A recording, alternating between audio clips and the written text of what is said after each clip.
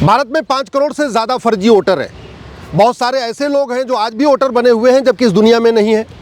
बहुत सारे ऐसे लोग भी हैं जो अपने गांव से कहीं और चले गए हैं, अपने क्षेत्र से कहीं और चले गए हैं, फिर भी उनका वोटर आईडी में नाम चल रहा है और उनकी बाकायदा वोट भी पड़ रही है। और सबसे ज़्यादा जो वोटर हैं वो हैं पाकिस्तानी, अफ़गानिस्तानी, रोहिंग्या, बांग्लादेशी।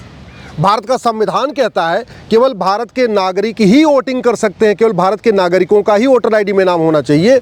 लेकिन बहुत बड़ी मात्रा में पाकिस्तानी, अफ़गानिस्तानी, रोहिंग्या, बांग्लादेशी घुसपैठियों ने भी अपना वोटर आईडी में नाम जुड़वा लिया है। इसलिए मैंने माननीय सुप्रीम कोर्ट में PIL फाइल करके मांग किया कि पूरे देश में स्पेशल इंटेंसिव रिवीजन होना चाहिए। बिहार में SIR हुआ, 65 लाख फर्जी वोटर पाए गए। पूरे देश में जब SIR होगा तो ये 5 करोड़ से ज़्यादा की संख्या होगी। और मुझे बहुत खुशी है, इलेक्शन कमीशन ने अभी अनाउंस कर दिया है कि अक्टूबर के महीने से पूरे देश में SIR शुरू हो जाएगा।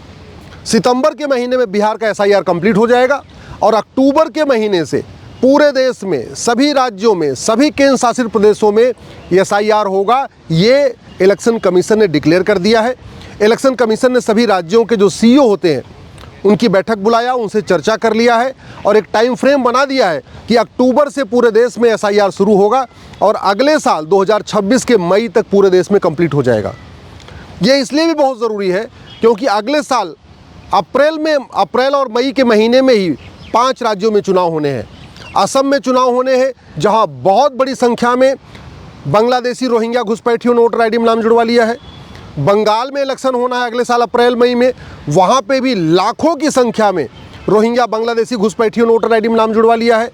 तमिलनाडु में इलेक्शन होना है, वहाँ पे भी बहुत सारे लोग फर्जी वोटर हैं जो या तो इस दुनिया में नहीं है या अपना एरिया चेंज कर चुके हैं और या तो वो विदेशी हैं।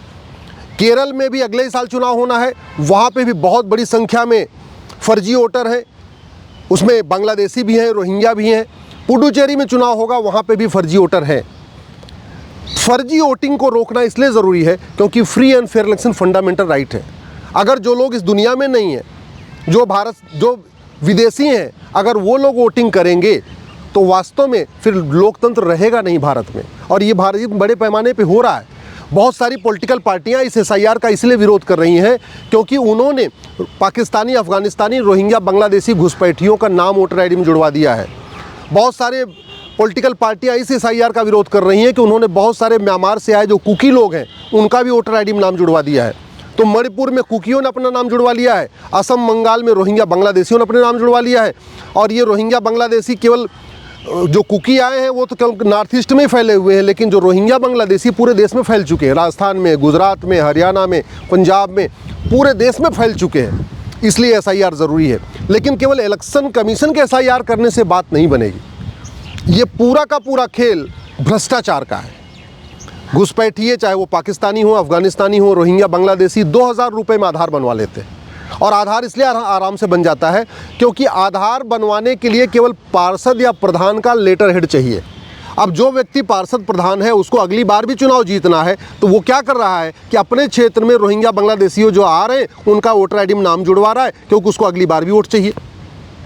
तो जब तक यह अधिकार पार्षद प्रधान के पास रहेगा आधार बनाने वाला, तब तक फर्जी आधार बनते रहेंगे और फर्जी आधार बनते रहेंगे तो लोगों का आधार में नाम भी जुड़ता जाएगा। सुप्रीम कोर्ट में 20 PIL चल रही है और सबकी एक ही मांग है कि आधार को अलाउ किया जाए। इलेक्शन कमीशन ने 11 डॉक्यूमेंट अलाउ किया हुआ है कि आप 11 डॉक्यूमेंट दिखाओ और वोटर आईडी में अपना आप जाकर वोट करो। लेकिन लोगों की मांग है नहीं 11 डॉक्यूमेंट नहीं, आधार ही अनिवार्य होना चाहिए। क्यों? क्योंकि बाकी जो 11 डॉक्यूमेंट हैं वो तो फिर भी सरकारी कर्मचारियों के साइन से बनते हैं। आधार पे किसी सरकारी कर्मचारी का साइन ही नहीं होता। पार्षद या प्रधान उस पर लिख देता है कि हाँ ये हमारे मोहल्ले में रहते हैं, हमारे गांव में रहते हैं, और उसके बाद 2000 रुपये दे देते हैं कॉमन सर्विस सेंटर पे। कॉमन सर्विस सेंटर जो चला रहा है वो भी कोई गवर्नमेंट एम्प्लॉय नहीं, उसकी भी कोई रिस्पॉन्सिबिलिटी नहीं, कोई अकाउंटेबिलिटी नहीं।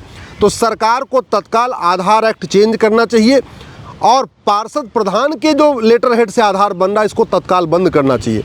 पहली बात तो अब आधार बनाने की ज़रूरत नहीं है, इतने दिन से आधार बन रहा है। अब तो 18 साल से ऊपर किसी का आधार बनना ही नहीं चाहिए। जो बच्चा पैदा हो रहा है उसका आधार समझ में आता है, लेकिन जो 4 साल 5 साल का हो गया है, जो बड़ा हो गया, उसका आधार नहीं बनना चाहिए। और आधार भी पार्षद प्रधान की रिकमेंडेशन हो, विधायक की अप्रूवल हो, उसके बाद MP मेंबर ऑफ पार्लियामेंट की सैंक्शन हो, तब जाके आधार बनना चाहिए। आधार बनवाने के लिए पार्षद प्रधान के साथ साथ विधायक और सांसद का सिग्नेचर होना ज़रूरी है। और ये भी आधार एक्ट में लिखना चाहिए कि जो आदमी फर्जी आधार बनाएगा या फर्जी आधार बनवाएगा उसको 10 से 20 साल की सज़ा होगी, जब तक फर्जी आधार बनाने को जघन्य अपराध घोषित नहीं करेंगे। जो पार्षद प्रधान फर्जी आधार बनवा रहे हैं इनको 10 से 20 साल की सज़ा का प्रावधान नहीं करेंगे, तब तक आधार बनता रहेगा। आधार बनता है भ्रष्टाचार के कारण, और जैसे ही आधार बन जाता है उसके बाद वो 2,000 रुपये देकर राशन कार्ड बनवा ले रहे हैं, 2,000 रुपये में बर्थ सर्टिफिकेट बनवा ले रहे हैं, 2-3 हज़ार रुपये में निवास प्रमाण पत्र बनवा लेते हैं, 2-3 हज़ार रुपये 3,000 रुपये देकर ड्राइविंग लाइसेंस बनवा लेते हैं, और फिर पार्षद प्रधान जिसने आधार बनवाया है वो BLO से कह के वोटर ID में नाम जुड़वा दे रहा है। तो 10 से 12 हज़ार रुपये में ये पाकिस्तानी, अफगानिस्तानी, रोहिंग्या, बांग्लादेशी भारत के नागरिक बन जा रहे हैं। इसलिए भ्रष्टाचार को भी जघन्य अपराध घोषित करना पड़ेगा। सरकार को तत्काल प्रिवेंशन ऑफ करप्शन बदलना पड़ेगा। भ्रष्टाचार को राष्ट्र की सुरक्षा के लिए खतरा घोषित करना पड़ेगा। भ्रष्टाचार को देश की एकता अखंडता के लिए खतरा घोषित करना पड़ेगा। भ्रष्टाचार को एक संगठित अपराध घोषित करना पड़ेगा, तब जाके भ्रष्टाचार रुकेगा, तब ये फर्जीवाड़ा रुकेगा। दूसरा, फर्जी डॉक्यूमेंट बनाने और बनवाने को जघन्य अपराध घोषित करना पड़ेगा, तब जाके ये SIR सफल हो पाएगा। सरकार को तत्काल, पार्लियामेंट का सेशन नहीं चल रहा है, तत्काल ऑर्डिनेंस लाके फर्जी डॉक्यूमेंट बनाने और फर्जी डॉक्यूमेंट बनवाने को जघन्य अपराध घोषित कर देना चाहिए। सरकार को तत्काल ऑर्डिनेंस लाके फर्जी आधार, फर्जी राशन कार्ड, फर्जी ड्राइविंग लाइसेंस, फर्जी बर्थ सर्टिफिकेट, फर्जी वोटर ID बनाना और बनवाना, इसको जघन्य अपराध घोषित करना चाहिए। और उसमें यह भी लिखना चाहिए कि जिसने फर्जी डॉक्यूमेंट बनाया है वो तत्काल इसको अपना सबमिट कर दे, अपना इसको हैंडओवर कर दे, इसको ख़त्म करा ले। नहीं तो अगर 6 महीने के बाद किसी के पास फर्जी डॉक्यूमेंट पाया गया तो उसको जघन्यतम अपराध घोषित किया जाएगा। ये सरकार को तत्काल करना पड़ेगा, तभी SIR सफल होगा। बिहार में 65 लाख फर्जी वोटर पाए गए। मैं गारंटी के साथ कहता हूँ बंगाल में इससे ज़्यादा होंगे, असम में इससे ज़्यादा होंगे, उत्तर प्रदेश में इससे ज़्यादा होंगे, आपके झारखंड में इससे ज़्यादा होंगे, आपके मध्य प्रदेश में इससे ज़्यादा होंगे, आपके छत्तीसगढ़ में इससे ज़्यादा होंगे, आपके महाराष्ट्र में इससे ज़्यादा होंगे। क्योंकि पैटर्न हर जगह एक है। पार्षद प्रधान को पैसा दो, फिर आधार बनाने वाले कॉमन सर्विस सेंटर वाले को 2,000 रुपये दे दो, और जैसे ही एक डॉक्यूमेंट हुआ तो एक डॉक्यूमेंट से 2, 2 से 3, 3 से 4, 4 से 5, और जैसे 4-5 डॉक्यूमेंट बनाया फिर वोटर ID में नाम, और फिर वोटर ID में नाम हो गया, फिर केंद्र सरकार की सारी योजनाओं का लाभ, राज्य सरकार की सारी योजनाओं का लाभ, माइनॉरिटी अफेयर मिनिस्ट्री का पूरा लाभ, वक्फ बोर्ड का पूरा लाभ, फिर तो सारा का सारा मुफ्त में लोन मिल रहा है, मुफ्त में वजीफ़ा मिल रहा है, मुफ्त में राशन मिल रहा है, मुफ्त में प्रधानमंत्री आवास मिल रहा है, मुफ्त में किसान सम्मान निधि मिल रही है। जो जितने भी गरीबी की योजनाएं हैं उसका भी लाभ, और जितने भी माइनॉरिटी कमीशन की माइनॉरिटी अफेयर मिनिस्ट्री की योजना है उसका भी लाभ। तो 200 से 300 योजनाओं का लाभ ये रोहिंग्या ले रहे हैं, बांग्लादेशी ले रहे हैं, पाकिस्तानी ले रहे हैं, अफगानिस्तानी ले रहे हैं। और वो इलेक्शन कमीशन के SIR से ठीक नहीं होगा जब तक केंद्र सरकार फर्जी डॉक्यूमेंट बनाने, फर्जी डॉक्यूमेंट बनवाने को गंभीर अपराध घोषित नहीं करेगी, जब तक केंद्र सरकार कानून बना के भारत में अवैध रूप से रहने को जघन्य अपराध घोषित नहीं करेगी। 1946 का कानून बदला है, नया इमिग्रेशन एक्ट आया है, लेकिन उसमें भी जो 3 से 7 साल की सज़ा है वो भी जज के ऊपर है, वो 3 साल की दे के 7 साल से, और उसमें कोई टाइम बाउंड नहीं है।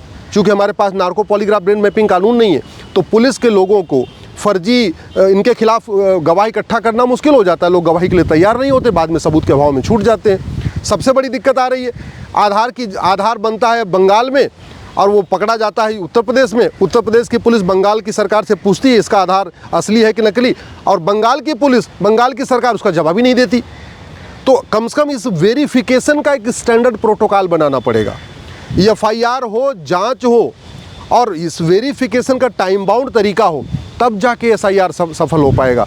इसलिए मैं इलेक्शन कमीशन को धन्यवाद देता हूं जिन्होंने अनाउंसमेंट कर दिया है कि अक्टूबर के महीने से पूरे देश में SIR शुरू करेंगे। लेकिन मैं सरकार से निवेदन कर रहा हूं, जो BNS है उसमें जो offence relating to cheating, fraud, forgery जो चैप्टर है उसको बदले, उसमें फर्जी डॉक्यूमेंट बनाने और फर्जी डॉक्यूमेंट बनवाने को गंभीर अपराध घोषित करें।